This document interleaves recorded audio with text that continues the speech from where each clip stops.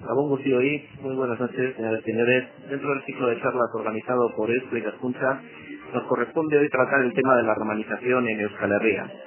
En primer lugar vamos a presentar a nuestros invitados. En los estudios de Radio Vitoria tenemos a Idoia Zidenieva, arqueóloga, directora de diferentes trabajos de investigación arqueológica, como las excavaciones del poblado indígena de Carasta, en Caicedo-Sopeña, yacimientos de época romana como el Diodal de Entreviño, la iglesia en La Guardia, el Riberón en Castillo-Sopeña, Viñeras en Lanciego, etcétera. Investiga sobre muy diversos aspectos de la cultura material de época indígena y de época romana. Muy buenas noches, Idoia. Hola, buenas noches. En Radio Euskadi en Bilbao, Aitor Iriarte Cortázar, arquitecto, estudia el vídeo de época romana en Álava, es especialista en arquitectura de época romana y ambos participan en el programa de investigación sobre el yacimiento de Iruña Velella.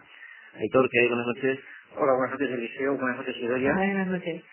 Y finalmente quien les habla, evidentemente, Eliseo Jesús Villaga, arqueólogo, director del programa de investigación de Iruña, vicesecretario de Eusko Ikaskuntza y que además pues vamos a intentar ejercer de moderador de esta charla. Bien, en primer lugar hay que agradecer hoy doblemente a nuestros oyentes, hay que reconocer que es una noche francamente especial y con otras alternativas que no vamos a mencionar que tenemos muy presentes, ciertamente muy presentes. Y en este caso pues vamos a todavía tratar de tratar con más mimo a nuestros oyentes. Vamos a hablar de la romanización en Euskal Herria, un poco al hilo de la presentación que acaba de realizarse de las actas del primer coloquio internacional precisamente sobre la romanización en este territorio, editado por Eusko Ikaskuntza. Son 2 volúmenes de la colección Isturiz que recogen pues a lo largo de casi 1 millar de páginas 17 ponencias y 26 comunicaciones que suponen pues realmente una puesta al día sobre el nivel de la investigación sobre este periodo. Hay que decir que realmente es un esfuerzo muy grande, un esfuerzo de concreción, de investigación, lo que ha llevado pues a elaborar estos tomos. Hay que decir también, creo que es importante, pues la respuesta mediática que ha tenido esta presentación. Creo recordar, si la memoria no me falla, que hemos salido 11 veces en los medios de comunicación escritos y prácticamente en todas las emisoras, por ejemplo, lo cual pues nuestro agradecimiento y en definitiva una muestra del interés que pueden tener estos temas de corte histórico, independientemente de que nuestra base argumental, nuestro método de investigación es el arqueológico, lo que estamos es haciendo historia y de un periodo que no solo es interesante para nosotros, no solo es interesante para los especialistas, sino que además despierta por lo menos el morbo de nuestros espectadores y del público en general. En definitiva, al hilo, digamos, decíamos, de esta presentación, vamos a escoger dentro de todos esos trabajos que hemos mencionado, de las 17 ponencias y 26 comunicaciones, vamos a escoger 3 temas que pueden resultar de interés para el público. Se trata pues de hacer 3 fotos fijas, 3 clases sobre 3 aspectos muy variados, pero que, como decía, pues pueden tener su gancho. En primer lugar, vamos a hablar de lo que suponen las termas, lo que suponen esas instalaciones relacionadas con el ocio, relacionadas con la salud, tan características de época romana. Vamos a hablar también de un personaje concreto del que sabemos su nombre y apellidos, ni más ni menos que de Cayo Valerio Verdulo, un alfarero del siglo I después de Cristo. Y vamos a hablar también de un tercer tema, que es el de la muerte y el mundo de las creencias en época romana, con todo lo que supone en cuanto a cultos, religión, ritos, etcétera. Sin más, vamos a atacar con el tema de las termas. Aitor, realmente esa imagen mental que todos tenemos y que a mí me suele gustar traer a colación, pues por ejemplo la película de Quo Vadis, ¿no?, en la que se ve ahí a los romanos de turno dentro de esa estética de peplum, ¿no?, pues tomando los baños en las termas. ¿Realmente había instalaciones de ese tipo en nuestro territorio? Sí, y unas cuantas, tanto públicas como privadas. Los romanos, entre los elementos que formaban su modo de vida, que exportaban a los pueblos que conquistaban o simplemente aculturaban, tenían una parte fundamental en el ritual del baño, porque el baño para ellos no era solo el acto físico de lavarse, sino era un acto social. La gente iba a los baños públicos y trataba negocios, discutía asuntos de política o simplemente comentaba los últimos juegos circenses o el último combate de gladiadores con sus amigos. Es decir, era casi, perdón, Aitor, un cruce entre las tertulias de cafetín y ir a ver, pues por ejemplo, un acontecimiento público, ¿no? Sí, era el mentidero de digamos, de la ciudad, las termas. Entonces, como ya decía, en nuestro territorio tenemos una serie de termas públicas. Por desgracia, no se ha podido excavar ninguna completa. Vamos, podríamos hablar de las que en Navarra, que es donde han salido las... Quizás los más relevantes en cuanto a restos arquitectónicos conservados, Sí, ¿no? pero vamos, otra vez, Navarra es el que conserva los santuarios privados más completos, porque en cuanto a públicos, también son fragmentarias los que se conservan. Sí, hay que decir como siempre que estamos sujetos por supuesto a los avatares de la investigación y como siempre, y aunque esto suene a cantinela, pues a las deficiencias o a las carencias presupuestarias, ¿no? La investigación arqueológica pues llega hasta donde llega, es decir, ya nos gustaría pues conocer en profundidad muchos de los asentamientos, pero al final pues los problemas financieros, los problemas de conservación, que son un tema insoslayable y que hay que atender en cualquier moderna intervención arqueológica, pues limitan bastante, digamos, lo que sería el conocimiento, ¿no? En estos casos. Sí, además una terma pública, pues como su nombre indica, es algo un poco grande y la velocidad de excavación es lenta, entonces llegar a conocerla completamente es más difícil que una terma privada. Entonces, vamos, retomando el hilo, en Álava tenemos excavadas parte, aunque no estén visibles más que una de ellas, de 3 termas públicas que estaban asociadas a establecimientos hoteleros que se emplazaban a lo largo de la calzada que atravesaba nuestro territorio, haciendo vamos del sur al este, pasando más o menos por el sur de Vitoria, para hacernos una idea. Y atravesando la llanada, ¿no? Sí. Sería un poco la Astorga Burdeos, en definitiva, en la actualidad el paralelo, digamos, más cercano es la actual N1, que viene más o menos a facilitar, digamos, esa arteria de comunicación, ¿no? Con pocas variantes, sí. Entonces, una terma romana fundamentalmente estaba compuesta de varios ambientes. Ya digo que es una cosa muy estandarizada, una cosa que los romanos exportaban como parte de su modo de vida y se repetía prácticamente sin variaciones de una punta a otra del imperio. Se pueden encontrar termas desde Marruecos hasta Turquía, idénticas, para hacernos una idea, o hasta el norte hasta Inglaterra, vamos, todos los extremos del imperio son prácticamente idénticas. Entonces una terma se componía de un vestíbulo, una terma básica, pública. Un vestíbulo que se llamaba Apoditerium, que tenía unos nichos y unas paredes, que era un vestuario donde la gente dejaba su ropa. Y grandes equivalentes a las taquillas, ¿no? Sí. A la gente que haya visto un baño turco, se puede hacer una idea, o un baño árabe, digamos, muy exacto de lo que era una terma romana, porque es no es más que otra exposición que hicieron los árabes cuando iban conquistando el imperio romano poco a poco, la parte que conquistaron, simplemente adaptaban sus costumbres. Entonces, lo que ahora conocemos como baños turcos no es más que un baño romano, una terma, ligeramente modificado. Entonces, de ese Apoditerium se podía ya pasar a la sala de baños fríos, donde hay una piscina, que se debe ser más grande, claro, porque calentar agua es caro. Entonces, normalmente el recipiente más grande de agua está en la sala de aguas frías, que es el frigidarium. Siempre racionalizando los costes. Y luego de ahí pues, se pasaba ya a la primera sala calefactada, que era el tepidarium, una especie de transición, no siempre se hace, si no tienen mucho dinero para hacer la terma no lo hacen. Se pasa directamente de la fría a la caliente, ¿no? Sí, al caldarium. El caldarium tenía ya baños calientes. Entonces, estas termas, las habitaciones calientes, calefactadas, el tepidarium y el caldarium, tenían circulación de aire caliente por el suelo, por las paredes y a veces por la bóveda, por la bóveda o falsa bóveda, con lo cual se mantenía la temperatura. Y el horno estaba pegado al caldarium, de tal manera que en el tepidarium hacía menos temperatura. Digamos, la caldera de agua caliente y el horno debajo están puestos en un extremo, normalmente detrás de la piscina de agua caliente del caldarium. Y entonces, así para economizar otra vez, el mismo fuego calienta el agua de la piscina y calienta el suelo, paredes y techo de las habitaciones calientes. Y entonces el tiro, la chimenea, estaba situada más o menos en el extremo opuesto, en el tepidarium, de tal manera que el aire caliente se impulsaba por diferencia de presión y calentaba las dos habitaciones. Por supuesto, más la piscina, algo menos pero mucho el caldarium y ya solo ligeramente el tepidarium.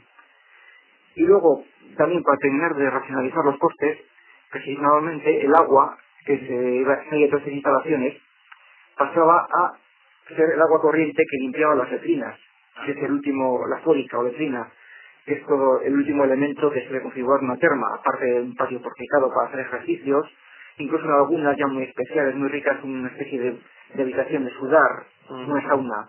Sí. E incluso estábamos pensando también en espacios ya para lo que sería el ocio intelectual, como pueden ser bibliotecas o lugares de estilo también, ¿no? En las grandes termas. Las grandes termas que los emperadores romanos se empeñaban en donar al público como muestra de su magnificencia y su amor al pueblo. Okay. Entonces, pues sí, porque vamos una faceta más de las termas como lugar de reunión. Sí. Digamos que un romano ocioso podía estarse los días que no había juegos circenses, teatro o anfiteatro, podía estarse todos los días en las termas. Haciendo vida social, ¿no? Haciendo vida social y refrescándose en verano y calentándose en invierno y...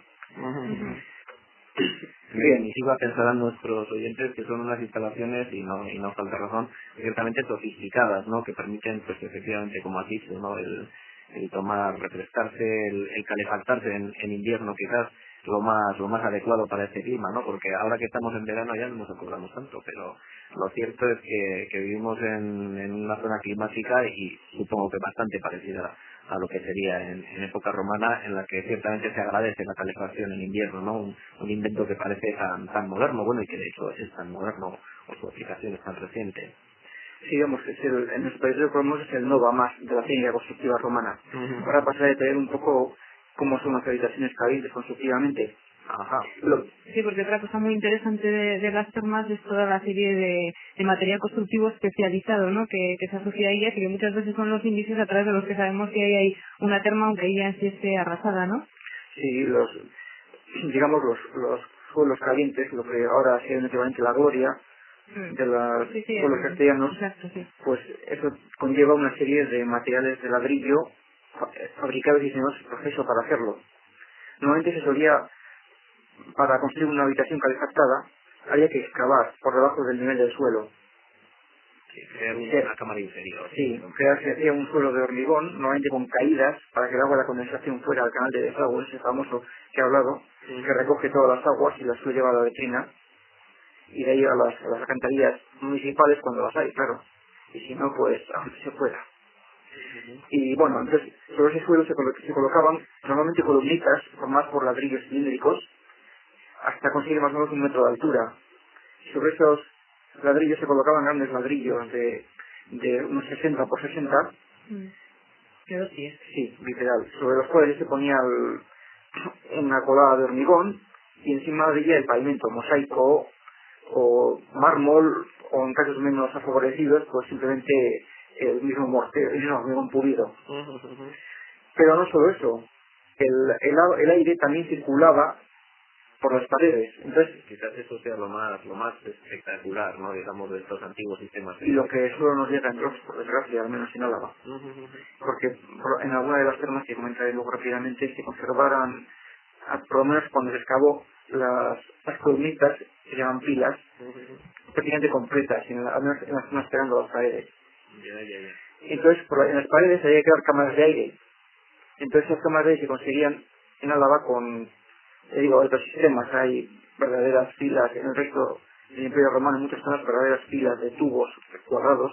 Ese quizás sea todo un sistema más antiguo, ¿no? Que el que conocemos en Álava. No, es simultáneo, Es simultáneo. No sé. Es una particularidad geográfica, digamos.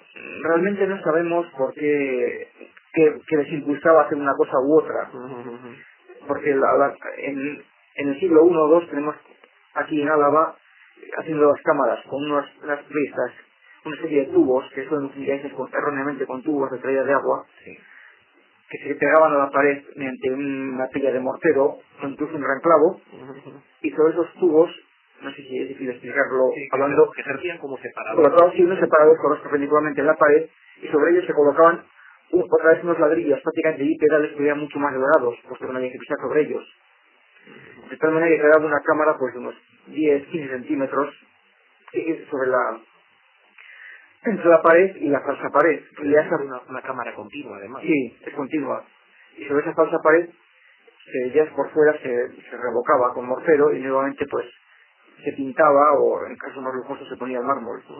Y también hay casos, tenemos pruebas en una excavación de la Besa, de bóvedas de ladrillo que dejaban conductos en su espesor, por lo cual dentro de circular el aire, con lo cual teníamos la envoltura de aire caliente todo alrededor de la habitación. Toda la habitación. Y de ahí ya salía a chimeneas, porque eran las que mantenían el tiro, porque si sabemos que todo el mundo que tenga una chimenea sabe que si no hay tiro, el fuego no se apaga. Entonces hace falta crear una diferencia de presión para que el aire caliente circule y a la vez la madera se queme.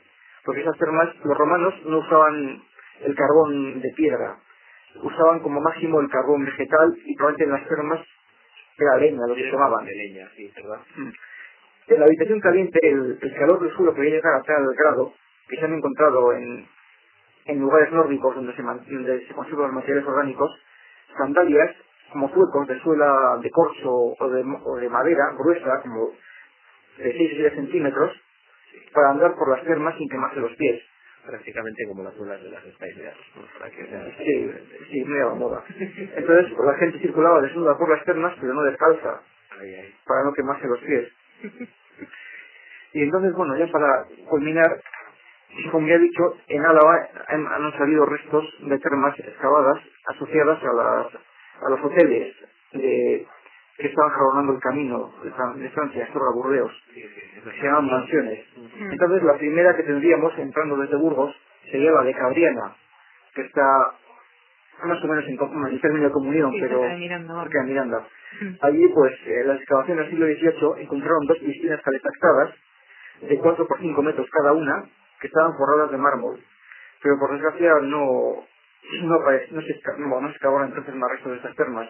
Pero este era indicativo de un baño público, y en este complejo había estanques también, probablemente en una piscina, simplemente estanques conectados quizá aparte de hacer bonito, a un lugar de adoración a las ninfas.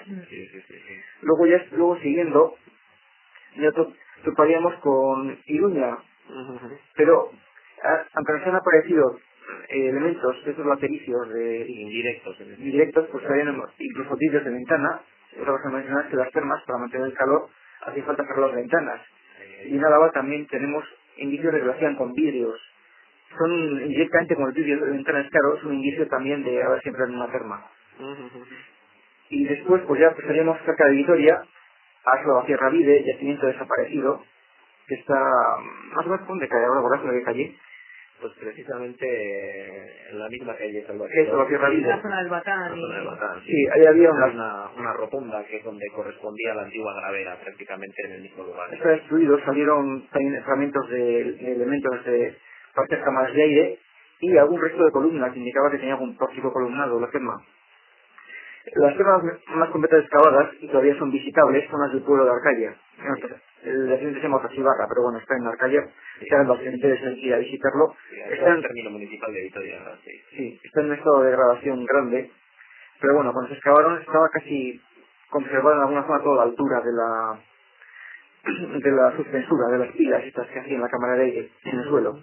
Entonces tenía una piscina de agua fría, que también se puede ver de 2,8 por 4,6 metros, y las habitaciones calefactadas que se conservan se pueden calcular porque un camino enmascara en parte de su anchura de 5 por 5 metros. Ese es el que tenía la bóveda de ladrillos por los que podía circular el aire caliente.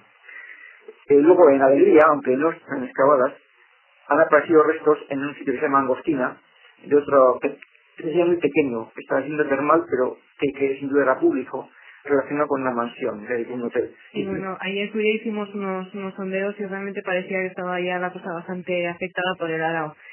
O sea que me parece que esas están perdidas. Por ejemplo, son unas de las que solo las vamos a conocer, me temo, a través de sus elementos latericios. Es el problema de la profundización de los cerrados que... Sí, cada vez mayor, además. Sí, no solo para los yacimientos de tecnología romana, sino globalmente, ¿no? Un porcentaje muy elevado de nuestros yacimientos de superficie está muy afectado por el labor agrícola, ¿no? Prácticamente el primer metro desde la superficie del terreno está bastante tocado en esos casos. Y finalmente en San Román de San Millán, que se llamaba en época romana Alba la Blanca, tuvimos la suerte de excavar, aunque solo sea muy parcialmente, también una estación termal muy grande, 2 habitaciones calefactadas, parte de ellas por lo menos, que estaban también en las penúltimas.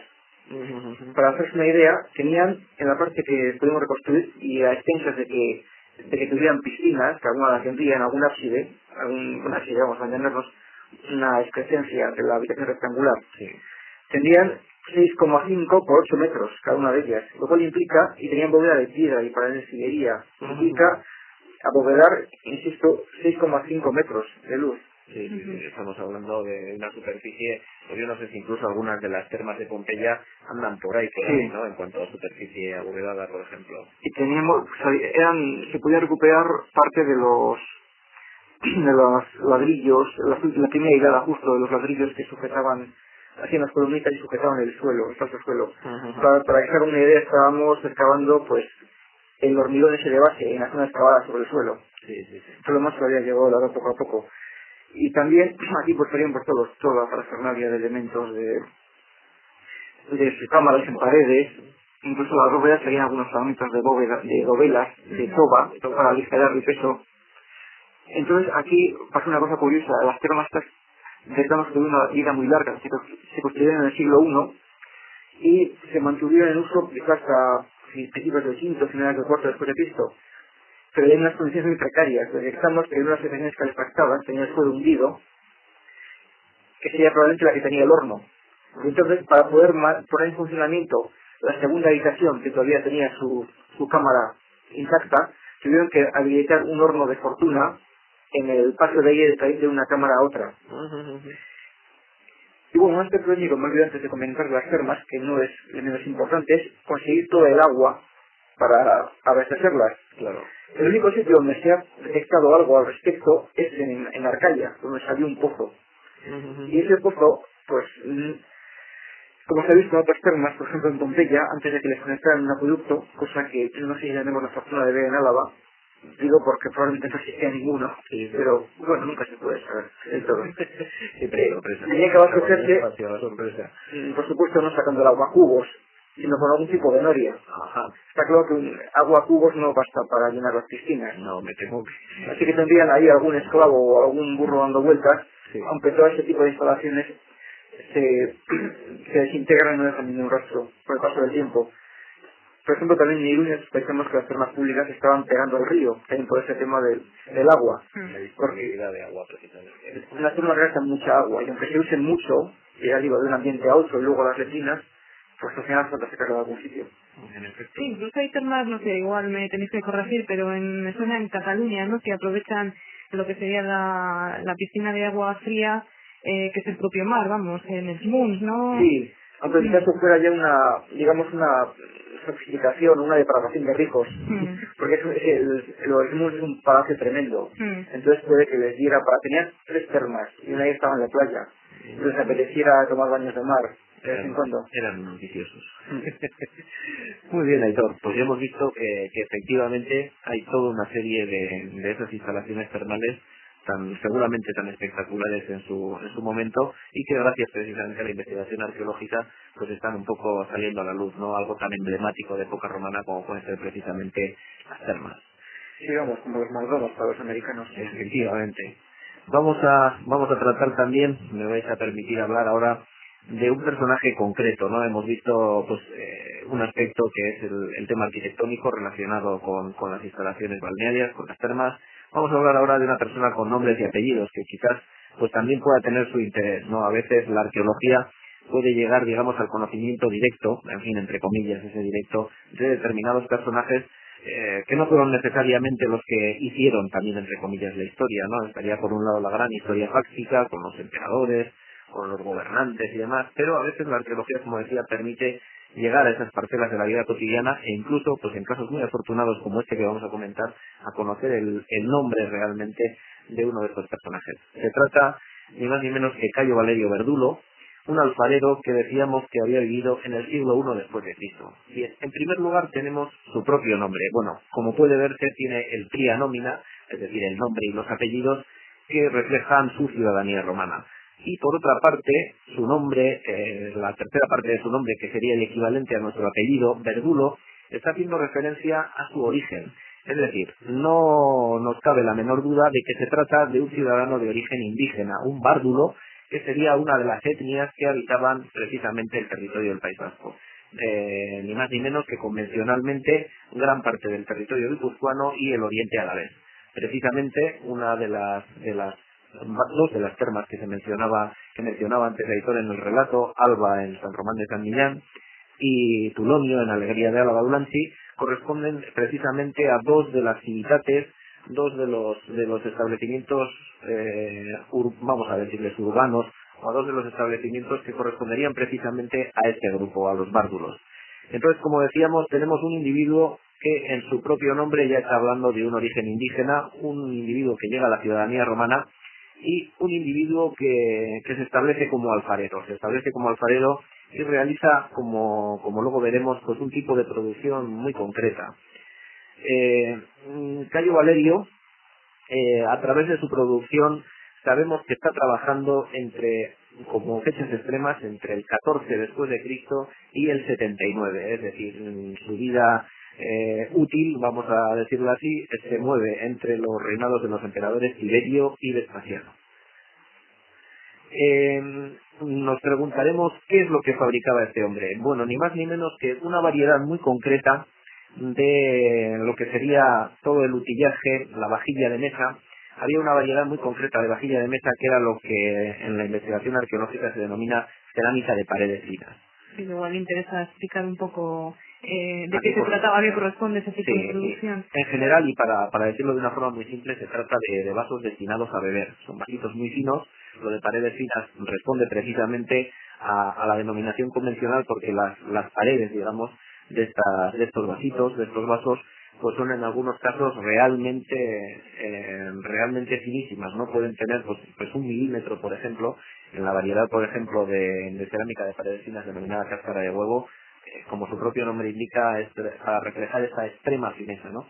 Y habría que decir que es un tipo de producción además muy concreta, como estamos viendo, pues muy centrada en lo que sería el siglo I después de Cristo, que es el momento un poco de su apogeo, hasta que, y ahí Aitor, corrígeme si me equivoco, hasta que prácticamente la vajilla de vidrio más barata y también más funcional, quizás más fuerte, pues la sustituye con bastante ventaja, ¿verdad?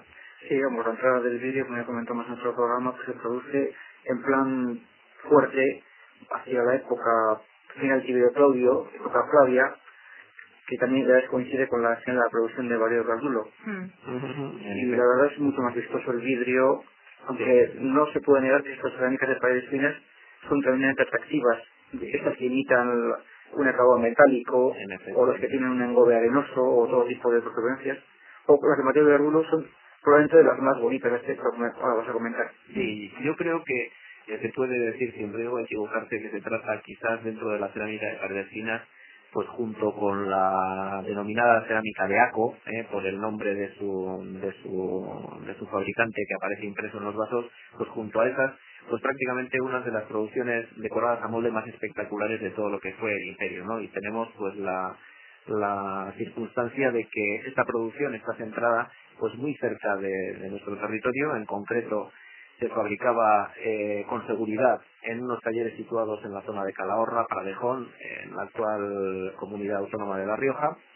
Se fabricaba también con bastante seguridad probablemente en territorio navarro, en Viana, y es posible también que hubiera incluso algún otro alfar en la zona de los alrededores de Logroño, en Barea. Es decir, tendríamos toda una serie de alfares, todo un entramado comercial. De hecho, este hombre no solo fabricó esta cerámica de paredes finas, también fabricaba otras cerámicas finas de mesa, ya de carácter más convencional, e incluso en un momento determinado se establece al menos una de sus filiales en uno de los mayores centros alfareros de la época, como era pues el del entorno de Tricio, también en la actual comunidad de La Rioja, donde fabricaba ya sigilata bajo su propia firma. Como, o sea, igual les convendría explicar un poco si es el que se mueve, si trabaja con más gente o un poco... Sí, en efecto, es una pregunta interesante. Bueno, en principio, lo que sí que nos permite identificar con certeza la producción de Verdulo es que sus vasos están firmados, es decir, firma bajo la fórmula Gallo Valerio Verdulo decora Pincit, ¿no? Que es la fórmula en latín que aparece junto a su nombre. Eso nos permite ya una primera identificación. De todas formas, esa presencia de varios talleres nos hace pensar más bien, y esa es una opinión además sostenida también por otros investigadores, que podría tratarse no de un mero alfarero, es decir, no sería propiamente el artesano, sino quizás el industrial que estaba detrás de esa producción, ¿no? Para ponernos en la terminología de la época, sería pues un negociator o un mercator reincretariae, que es un poco como se denomina, digamos, a este tipo de industriales dedicados a la manufactura, a la producción de cerámica. Sí, no olvidemos que solo se firma aquello que los potenciales clientes van a preferir a otro producto si saben que proviene de ese sitio. Entonces tendría que tener bastante prestigio para que la gente iría pidiendo vasos de Gabello Gardulo al mercado cuando iría a comprar vasos.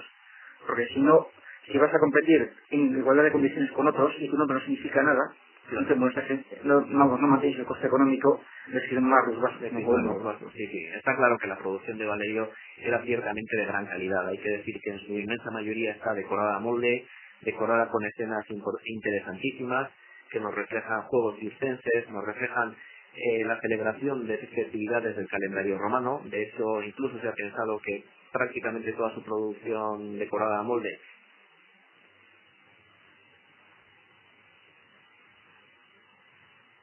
el sistema de signos del zodíaco, envolviendo perimetralmente el vaso, igual también tiene relación con algún tipo de, ¿no?, de festividad o de ludus. Sí, en efecto, sí. El equipo que en concreto que lleva la excavación del alfar de Paradejón en la Maja, en Calahorra, sostiene o cree que todos ellos están designados a festividades del calendario, concretamente de Calahorra. Lo que pasa es que, como dices, hay algunos que permiten festejar prácticamente pues cualquier fiesta del calendario en cualquier lugar en que este estuviera presente, el calendario festivo romano. Por ejemplo, uno de los primeros vasos que se localizó, el que llevaba la leyenda Felices Fructus, con unas hojitas de roble y unas bellotas, se pone en relación con la conmemoración de la Saturnalia, que en principio, pues como decía, efectivamente en el municipio calahorritano estaba lo suficientemente avanzado para tener vigente su propio calendario festivo, a imitación, digamos, del que podrían tener otros municipios, otras ciudades romanas, pero son digamos, festividades de carácter general, ¿no? Y hay otras terriblemente específicas. Por ejemplo, hay una muy curiosa que conmemora ni más ni menos que unos juegos que se realizaron un 12 de diciembre, desgraciadamente no sabemos de qué año, aunque dentro de este lapso temporal, realizados ni más ni menos que en el circo del municipio calahorritano. Es decir, nos está dando toda una serie de información de etiografía presente sobre los vasos de Valerio, pues francamente excepcional, ¿no? Pero también hay vasos, creo recordar, corrígeme si no es así, pero creo que hay una escena también que hay un individuo ordeñando una cabra y bueno, hay escenas de cama también, que es bastante habitual también. Sí, dentro del repertorio, como muy bien dices, hay por ejemplo una parte muy característica que es, digamos, aparte de las escenas que podrían ser de género, hay también una cacería. Hay también, digamos, toda esta vertiente erótica o pornográfica, como quisiéramos considerar, que es por otra parte muy frecuente en el arte romano, ¿no? Era muy cotidiano, digamos, este tipo de representaciones. Y también tiene algo de cultural, sí, de ritual. Por supuesto. También. Y además, pues siempre ha aderezado, en el caso de la producción de Valerio, no solo con su firma, sino con comentarios a las escenas, ¿no? Como esas que decíamos de la expresión del 12 de diciembre, los juegos circenses y demás, sino que incluso en estas escenas eróticas pues también hay pues este tipo de composiciones, de pequeños epigramas jocosos pues relativos a las escenas que se están plasmando en el vaso, ¿no?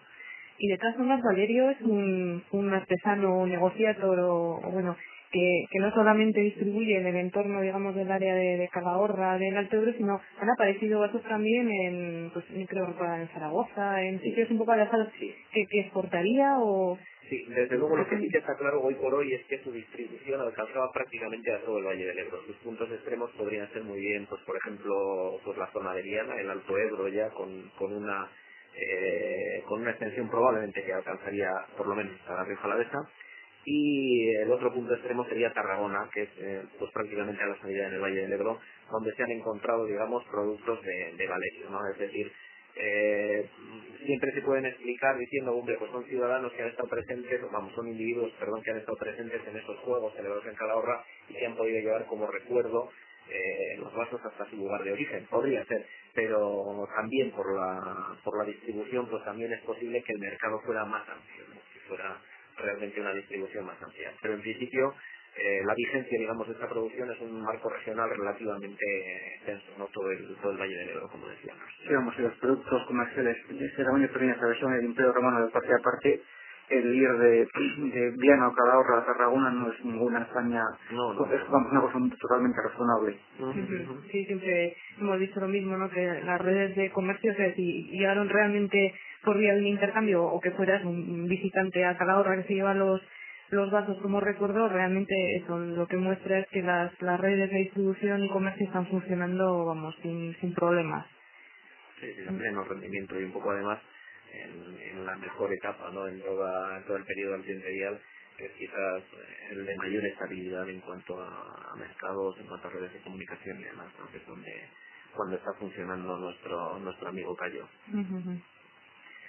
Muy bien, vamos a pasar al tercer tema.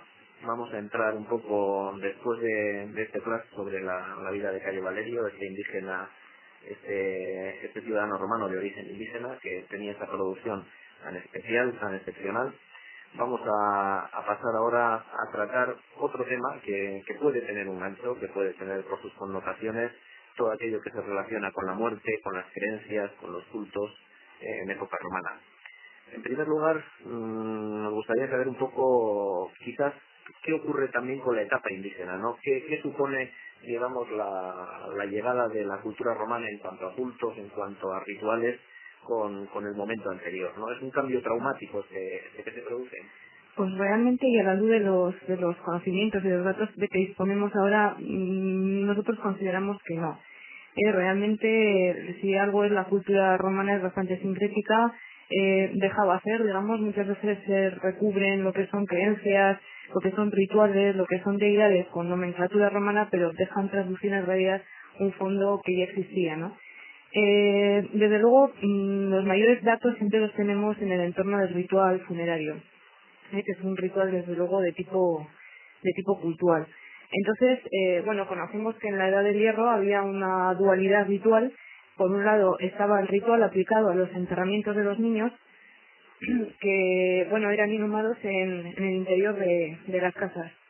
Ajá, es decir, hay una diferencia ya de entrada, digamos, ya en el mundo indígena, para que quede claro, entre lo que serían los adultos y lo que serían los infantiles, ¿no?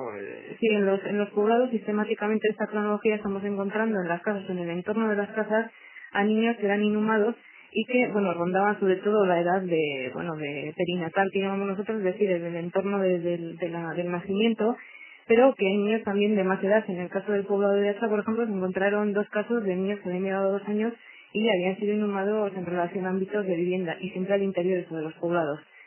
El ritual era muy sencillo, simplemente se excavaba una fosa en el suelo de la vivienda o de su entorno y se depositaba el niño en ocasiones con algún elemento de ajuar y luego volvía a ser cubierto. Hay casos muy excepcionales, por ejemplo, en el poblado de Hacha, que excavó Eliseo hace ya unos años, de una de las casas que tenía 15 enterramientos. Nos está hablando de una mortalidad elevada porque tampoco tuvo un periodo excesivamente amplio de ocupación esa vivienda. Entonces, bueno, como señalábamos, este ritual de inhumación de niños en ámbitos de vivienda y en el interior de los poblados va a convivir con otro tipo de ritual que se aplica con seguridad sobre la población adulta y puede ser que también sobre algún niño, porque tampoco tenemos restos socios suficientes para saber si realmente no había niños en los que se aplicaba este ritual que ahora vamos a explicar. Pues este ritual era ni más ni menos que el de la incineración, y entonces lo que se hacía era enterrar en necrópolis, en área abierta ya al exterior de los poblados, se enterraba los restos incinerados del individuo junto con sus objetos de ajuar y ofrendas funerarias, pues bajo el suelo, ¿no? Entonces esta dualidad ritual que se constata en el mundo indígena, vemos que pasa sin más a época romana. Perdona, ¿de qué se podría deber esta dualidad de rito? Pues no lo sabemos, bueno, como siempre no es algo que entra dentro del mundo de las creencias, ¿no? Pero lo que sí se ha señalado, por ejemplo, para el caso de los niños, bueno, es lo típico a veces que he hablado, pues que pudiera tener unas connotaciones de tipo sacrificial. Desde luego no tenemos ningún dato para afirmar esto, no hay ninguna indicación en los restos que hemos encontrado que nos permita hablar de que sean niños sacrificados pues porque pues, estos ritos iniciáticos pues de fundación de una vivienda o de transformación de una vivienda, y para propiciar que todo vaya bien pues aplicar un ritual sacrificial. De esto desde luego no tenemos ningún dato y seguramente no fue así. Entonces caben dos posibilidades o más, vamos a decir, desde nuestra perspectiva actual, o bien que se inhumara a los niños en el interior de las casas, en el interior de los poblados, con objeto de facilitar su retorno al seno materno, de que volvieran de alguna manera de que volvieran a nacer. Y de ahí no incinerar el cadáver, sino mantener el cadáver intacto, digamos, para facilitar precisamente ese retorno a la vida. Sí, además siempre vinculado a la casa, ¿no? Un poco sí, porque exacto. También Sí, del seno materno, del seno familiar, digamos, sí. Es un tipo de explicación que podría explicar quizás. Y también podría ser que quizás fueran niños o pues que no hubieran pasado determinada edad, o más que determinada edad, porque ya hemos visto que hay niños también un poco mayores, como son los de 2 años, que no hubieran pasado determinado rito iniciático. Hay que señalar que Barandiarán recogía una tradición que se practicaba hasta no hace demasiado en el País Vasco, por la cual los niños que no eran bautizados, que podemos tener ahí ese rito iniciático, los niños que no eran bautizados eran inhumados también en relación a la casa, en este caso en el huerto o debajo del alero. Entonces, realmente, hombre, es estirar quizás mucho la explicación, ¿no? Porque aquí tenemos un conocimiento etnográfico de algo que se ha hecho hace poco y estamos intentando traspolar esa explicación a algo que ocurrió pues hace 2000 años, ¿no? Pero bueno, ¿por qué no? No deja de ser razonable, ¿no? En definitiva, por otra parte, además, como muy bien dices, los ritos iniciáticos pues suelen ser bastante importantes, no solo, por supuesto, en las sociedades antiguas, sino incluso, pues como mencionas, ¿no? Dentro de una cultura tradicional, el haber muerto antes de bautizarse pues suponía de alguna forma, digamos, una diferencia fundamental, ¿no? Con el resto de la población. Sí, en efecto. Sí, lo que también se conoce en época antigua, por ejemplo, los fenicios, se sabe que enterraban a los individuos infantiles también de forma diferenciada con respecto a los adultos. Pero es un rito diferente del que constatamos aquí. Se les enterraba en necrópolis y además eran incinerados. Lo que sí se sabe es que hay una separación entre niños y adultos. Sí, Pero es otro tipo de ritual. Y además el mundo semítico parece que funciona a nivel de ideas de otra manera, ¿no? Pero bueno, es otra constatación de esa dualidad ritual que aquí nos consta que existió. Entonces, bueno, de la Edad del Hierro, que consideramos un poco eso, la época indígena, ¿no? Se han encontrado una serie de necrópolis de incineración, aquí en el País Vasco en concreto 2, que muestran ese ritual aplicado sobre la población adulta, y ya digo que cabe la posibilidad de que también sobre alguna población juvenil. Exacto. Y entonces son necrópolis, una es la de la Hoya y otra es la de Carasta, que hemos tenido la suerte de poder estudiar, y son necrópolis un tanto excepcionales porque representan solo a parte de la población que habitaba sus respectivos poblados. Son enterramientos de guerreros, pero son muy interesantes porque nos permite ver un tipo de ritual que se aplicaba a población, digamos, que era una élite dentro de las sociedades de esa época. Se les enterraba con sus armas una vez incinerados y, bueno, pues es al interior de unos pequeños recintos excavados en el propio suelo de roca o eso, con unas pistas construidas con piedra y señalizadas exteriormente con estelas en algún caso, y entonces esta dualidad ritual que nosotros constatamos en nuestro territorio en época indígena, vemos que en época romana, en época altoimperial romana, se mantiene. Tanto en Iruña como en otros yacimientos que tuvimos la oportunidad de excavar en las ermitas en Espejo, pudimos comprobar que al menos hasta el siglo II la inhumación de niños en relación a ámbitos de vivienda se sigue manteniendo. Son otras zonas peninsulares ya se había constatado, pero hasta ese momento en nuestro territorio no. Entonces sigue siendo el mismo tipo de rito, se les inhuma en una fosa practicada en el suelo y en algún caso con deposición de un pequeño ajuar junto a ellos y ya está. No repiten ni posiciones ni orientaciones, esto desaparecen tanto en posición fetal como de decúbito supino, aparecen orientados este-oeste, aparecen orientados norte-sur, En ese sentido, parece que lo que es la deposición del cadáver en sí no tenía ninguna importancia. Esto se constata tanto en la Edad del Hierro como en época romana. Quizás esté simplemente condicionado por los propios muros, ¿no? Exacto, sí. Se adosan a los muros, efectivamente, ¿no? sí. Estas inhumaciones infantiles. Uh-huh. Y bueno, y esta inhumación de niños en relación a mitos de vivienda se mantiene junto la incineración de los adultos y su inhumación en necrópolis foráneas o fuera del poblado. No hemos encontrado ninguna necrópolis como tal de época del Imperio Romana en Álava, pero tenemos casos muy cercanos en Navarra, por ejemplo, que vemos que bueno, simplemente es la adaptación a época romana. Esto es lo único que cambia del ritual con respecto a la época indígena, simplemente que el tipo de objetos que se deposita ya en ajuar romano. Pero además el tipo de rito parece el mismo. Lo que sí hemos encontrado aquí en Álava es en Carasta. Además de esa necrópolis indígena, encontramos una serie de túmulos que corresponden a enterramientos de época imperial y que vienen a ser lo mismo, o sea, es la aplicación del ritual de la incineración y el depósito de los restos del individuo junto a elementos que podríamos considerar de ajuar personal al interior de unas cistas. Lo que pasa es que en el caso de Carasta, en vez de ser, digamos, una necrópolis sin más señalización externa, digamos que una estela o ni eso, tenemos que su señalización sería por medio de una cubierta tumular. Propio túmulo. Exacto. Entonces, estamos constatando un tipo de ritual, porque el fenómeno tumular es algo que se constata en el País Vasco pues ya desde la época en que se están construyendo los dólmenes, ¿no? Entonces, estamos viendo que en época alto imperial se está manteniendo un ritual vigente. Exactamente. Y entonces tenemos ahí un dato muy interesante, pues eso, del mantenimiento de rituales anteriores en plena época romana alto imperial. Sí. Hombre, quizás también conviene señalar que siempre tendemos a simplificar y por supuesto pues a la hora de transmitir los conocimientos todavía más, ¿no?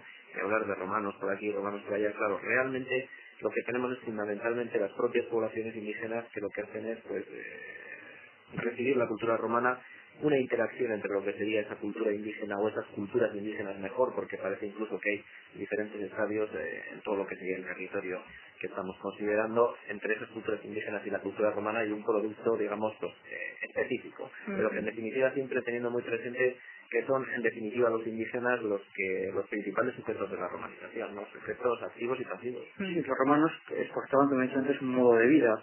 Ese modo de vida creaba unas necesidades que obligaban a comprar productos romanos, con lo cual mantenía en funcionamiento la maquinaria económica del imperio. Sí, y daba una homogeneidad, digamos, de carácter epidérmico, de carácter cultural, que es muy fácilmente rastreable desde el punto de vista arqueológico, pero siempre teniendo muy presente que detrás hay unas personas que son las que han estado viviendo allí fundamentalmente.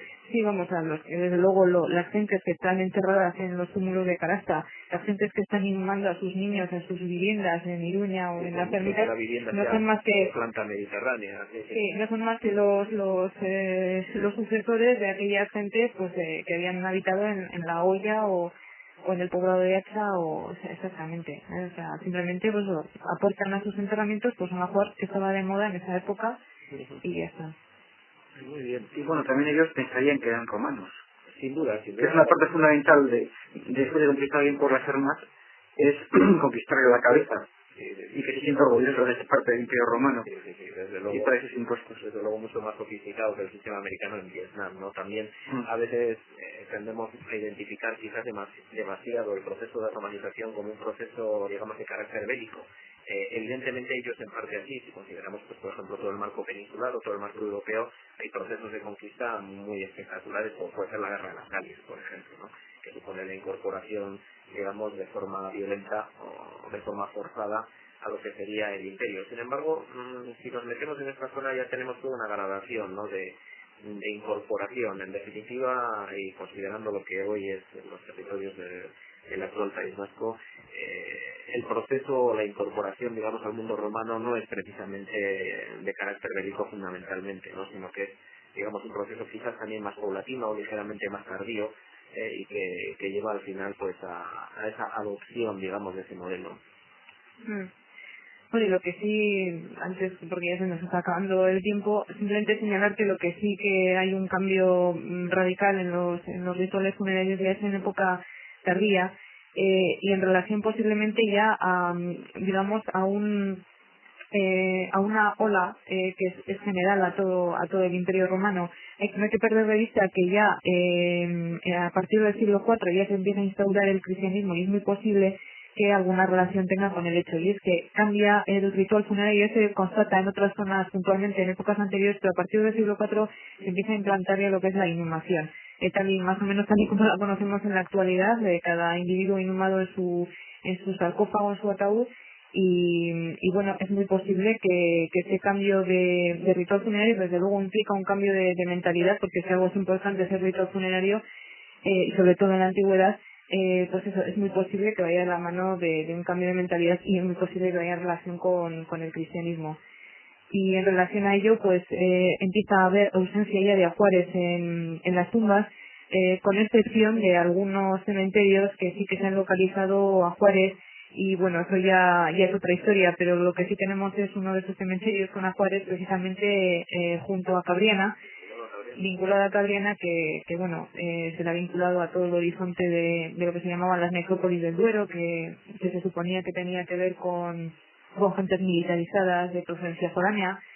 Y bueno, eso quizás no nos dé tiempo a desarrollarlo ahora. Yo creo que merece la pena un programa específico para ello, no hablar de todo ese mundo tardío e incluso de todo el debate historiográfico que ha traído consigo, incluso a nivel peninsular, no la presencia de un supuesto Limes en la parte norte peninsular, o pues bueno, Limes es una frontera. Sí, efectivamente, una frontera militarizada, la presencia de contingentes de carácter germánico, pues hay toda una serie de temas sobre el mundo romano tardío, en el que pues afortunadamente cada vez tenemos más datos, ¿no? Que en definitiva esa es un poco también la potencialidad de la investigación arqueológica.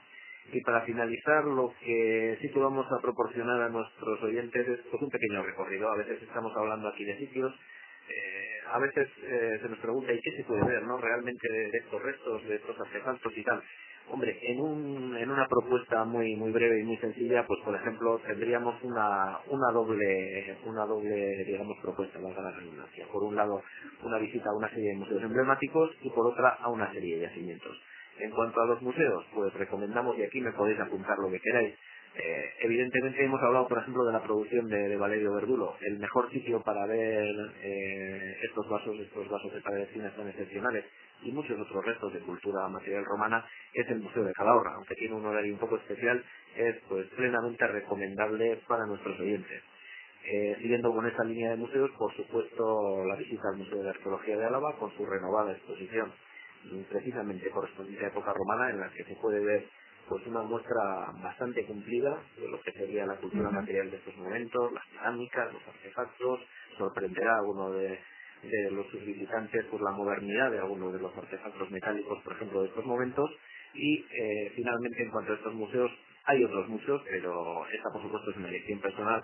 También visitar el Museo de Navarra, en el que se puede complementar, digamos, esta parte que hemos visto, pues cultura material fundamentalmente nosotros dos, con ya pues grandes restos arquitectónicos, mosaicos y demás, como los que están presentes, digamos, en el Museo de Navarra. Y en cuanto a yacimientos, a ver, pues por quedarnos, por ejemplo, siempre teniendo en cuenta presente que también están en toda la zona costera, quizás menos identificada con la romanización, podríamos quedarnos con el yacimiento de Forua, en Vizcaya. En la vertiente mediterránea, evidentemente, pues la ciudad de Iruña, en las cercanías de Vitoria, en el municipio de Iruña de Oca, y en territorio navarro, por ejemplo, Andelos, la actual localidad de Andión, que yo creo que es una buena referencia para hacerse cargo de lo que pudo ser una pequeña ciudad en época romana.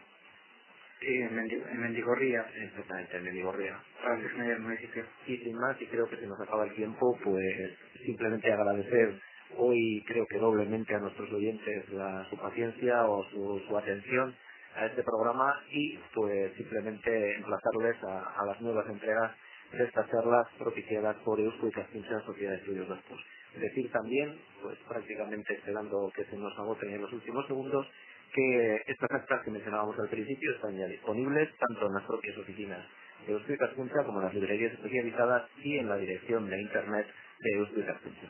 Y sin más, muy buenas noches, Gabón Gutiérrez.